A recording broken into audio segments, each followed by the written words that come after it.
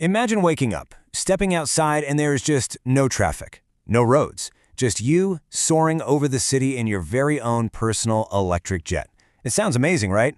Well, that dazzling sci-fi promise captivated Silicon Valley for an entire decade.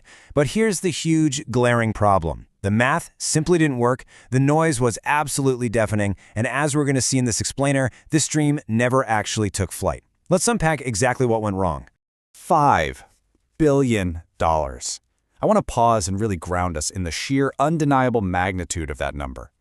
Investors threw billions at a concept that was, in all practical terms, a giant, glorified lawnmower with a death wish. I mean, how does that even happen? How does so much money just evaporate into thin air? Section 1. The $5 billion broken promise. Math, noise, and mown grass. Think of this explainer as a kind of psychological autopsy.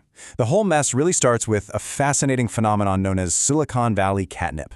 This is basically a psychological trap where incredibly brilliant people end up funding totally impossible, unworkable dreams.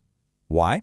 Because they prioritize a slick theatrical presentation over actual boring scientific viability. And it was exactly this psychological trap that blinded some very smart investors to some incredibly glaring flaws. Section 2. The Visionary Archetype Trap. Turtlenecks and Tech Geniuses.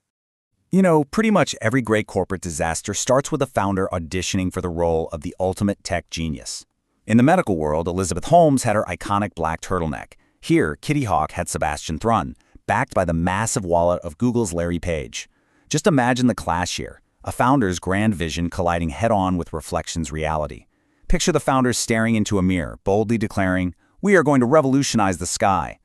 But the Reflection, the cold, hard reality of physics, stares right back and says, "Sebastian, the battery weight is far too heavy, the lift-to-drag ratio is totally abysmal, and the FAA is giving us a firm no." But the founder just pushes back. They absolutely refuse to accept that what they've actually built is just a very loud, very large drone. Because, honestly, in the high-stakes world of vapor ventures, if you have really good PowerPoint slides, reality is kind of just a suggestion. Having a billionaire's checkbook makes the actual laws of physics seem totally optional. Explaining how you're actually going to keep a 2-ton car in the air for more than 10 minutes? That's just a minor detail to be figured out later. Section 3.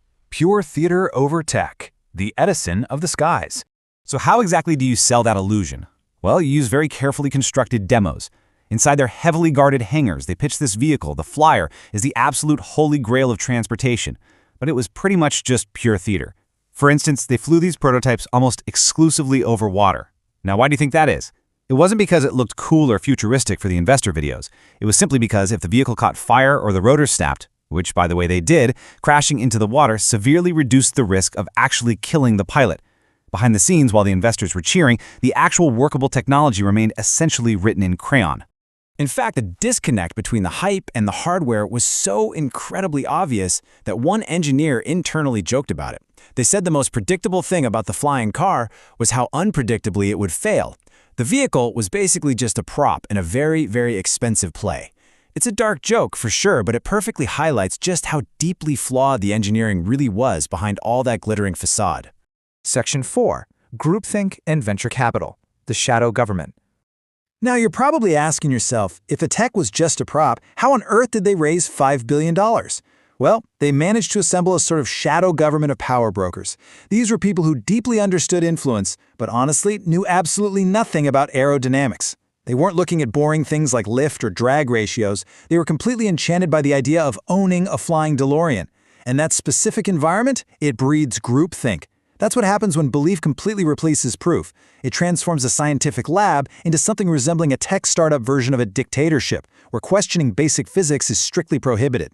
Inside the company, any internal dissent was totally silenced. Employees were literally whispering in stairwells, paranoid that they'd be fired just for having a conscience or, basic understanding of gravity.